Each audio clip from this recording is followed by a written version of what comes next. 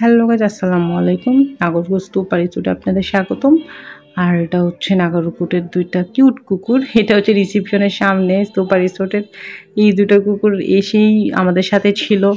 আমার অনেক ভালো লেগেছে কুকুর দুইটার। এই জায়গাটা হচ্ছে একটা মিটিং রুম বলতে পারেন। যারা এই রেস্টুরেন্টে আসে, এসে কেউ যদি টুকটাক মিটিং করতে চায় বা ফ্যামিলি গেট টুগেদার করতে চায়, এই জায়গাটা ইউজ করতে পারে।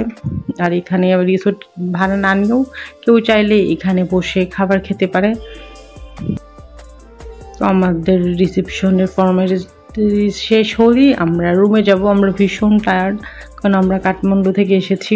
এর আগে আমরা থামেলে ছিলাম একদিন।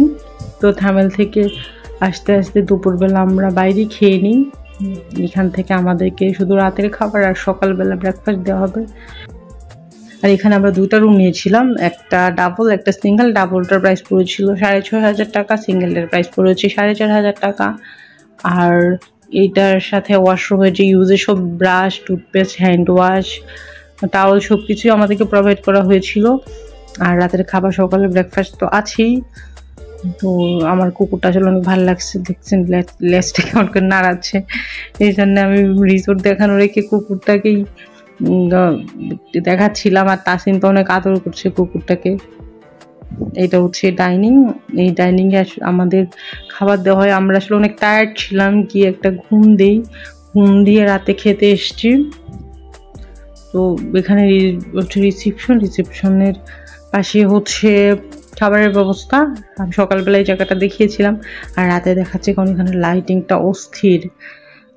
মানে দিনের চেয়ে আমার কাছে মনে হচ্ছে এটা রাতের ভিউটা অনেক বেশি সুন্দর। আমরা এই দিক দিয়ে নিচে নামি, ওই পাশে হচ্ছে আমাদের বেডরুমগুলা। এই ওপেন ডাইনিংটাতে খাওয়ার ইচ্ছে ছিল, বাট অনেক ঠান্ডা। নাগরপুরে তো সন্ধ্যার পর থেকে এত ঠান্ডা পড়ে, সারা রাত্রি প্রচুর ঠান্ডা পড়বে, সকাল পর্যন্ত ঠান্ডা থাকবে, বাট রোদ ওঠার পরে আবার ঠিকঠাক হয়ে যাবে। এটা হচ্ছে একটা গ্যারেজ বলতে বুঝিয়েছি। পার্কিং এর ব্যবস্থা আছে, অনেক রিসোর্ট আছে যে দেখতে সুন্দর, বাট গাড়ি রাখার ব্যবস্থা নেই। এটা একটা প্রবলেম। এই জায়গাটা বড় হওয়ার জন্য তাসিন খুব দৌড়াদৌড়ি খেলাধুলা করছে এখানে। আমরাও খাওয়ার পরে এখানে অনেকক্ষণ ঘোরাঘুরি করেছি। বিশাল জায়গা। ওই পাশে নিচের দিকে অনেক সুন্দর সুন্দর ঘোরার জায়গা আছে। ওই জায়গাগুলোর ভিডিও আমার চ্যানেলে আছে, চাইলে পরে আপনারা দেখে নিতে পারেন। আর এটা তো সাইনবোর্ডের জায়গাটা। এখানে যারা টুরিস্ট আছে এরা গাড়ি পার্ক করে রেখেছে। যারা নেপালের কোনো জায়গা থেকে আসে তারা এখানে গাড়ি রাখে। আর আমাদেরকে খাবার দেওয়া হয়েছে। এটা হচ্ছে ডাইনিং। আর খাবারে কি কি ছিল আপনাদেরকে আমি একটু দেখাই। খাবার ছিল রাইস, তারপরে ভেজিটেবল,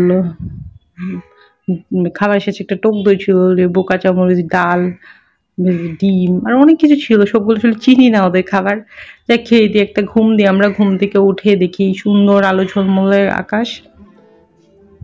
এই আলো ঝলমলে আকাশটাতে খোঁজার চেষ্টা করছি কোথায় আছে হিমালয়ের পর্বত, কিন্তু আমি চশমা পরেও দেখতে পাচ্ছি না কোথায় হিমালয়ের পর্বত আছে। এই মেঘ, পাহাড় আর আলু ছায়া মেঘের খেলাতে খুঁজে পাচ্ছি না। তবে এইখানেও কোথাও একটা আছে হিমালয়ের পর্বত, কারণ হোটেলে জিজ্ঞেস করেছিলাম, বললো এইখানে এই দিকেই কোথাও একটা আছে, কিন্তু মেঘের জন্য না খুব ভালো করে দেখা যাচ্ছে না, প্রচুর মেঘ এখানে।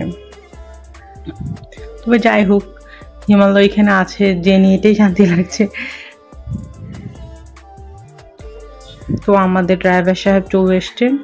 ড্রাইভার সাহেব আমাদের জন্য ওয়েট করছে, যিনি আমাদেরকে নিয়ে আসে কাঠমান্ডু থেকে। ওনার কন্ট্যাক্ট নাম্বার আমরা রেখে দিই, ওনার সাথে কন্ট্যাক্ট করে বলি যে আমাদেরকে সকালবেলা নিয়ে যাওয়ার জন্য, কারণ এখানে কিন্তু সকালবেলা গাড়ি পাওয়া একটু টাফ। এই জন্য আপনারা চেষ্টা করবেন আগে থেকে কার গাড়ি দিয়ে যাবেন, কিভাবে যাবেন, তাহলে খুব একটা প্রবলেম হবে না। তো আমাদের ব্যাগটা মোটামুটি গুছানো হয়ে গিয়েছে, আমরা কিছুক্ষণের মধ্যে বের হয়ে যাব। কারণ আমরা যদি খুব আর্লি বের না হই তাহলে আমাদের গাড়ি মিস হয়ে যেতে পারে। কারণ আমরা যদি একটু তাড়াতাড়ি যেতে পারি তাহলে শহরে গিয়ে আমাদের একটু কাঠমান্ডু যে ফান পার্ক আছে আর বিকুটি বাজার আছে ওখানে যাওয়ার ইচ্ছা আছে।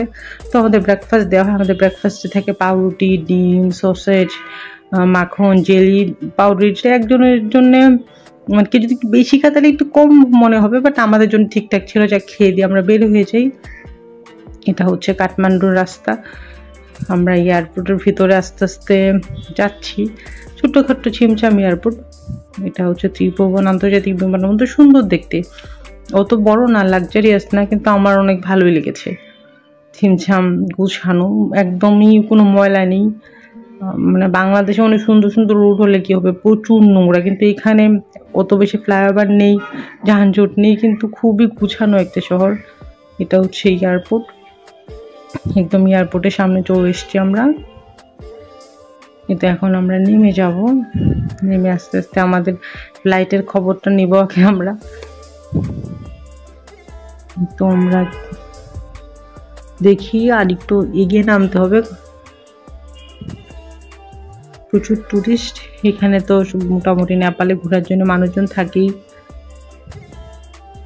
তো আমাদের ফ্লাইট ছিল 10:30টায়, কিন্তু মজার ব্যাপার হচ্ছে আমরা নেমে দেখি আমাদের ফ্লাইট হচ্ছে 4:30টায়। এই জন্য আমাদের ঘোরার জন্য হাতে অনেক টাইম আছে। ওইখান থেকে দেখা যাচ্ছে বিশাল করে লেখা আছে যে আমাদের ফ্লাইট ডিলে। এখানে একটা ভালো ব্যবস্থা, মানে ফ্লাইট ডিলে হলে এখানে বিশাল করে লেখা থাকে।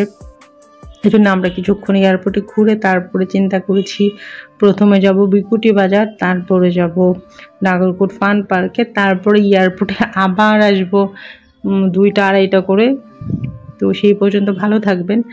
আর নাগরকোটের ভিডিওর সাথে সাথে আপনারা এয়ারপোর্টের ভিডিও দেখতে পেয়েছেন। যদি এখানকার পার্কের ভিডিও দেখতে চান তাহলে আমার পরবর্তী ভিডিওগুলো দেখতে পারেন। আর এই জন্য আমার চ্যানেলটা সাবস্ক্রাইব করে রাখতে হবে। আর আজকে ভিডিও এই পর্যন্তই, ভালো থাকবেন, আল্লাহ হাফেজ। আর ভিডিওটা কেমন লেগেছে অবশ্যই কমেন্ট সেকশনে জানাবেন।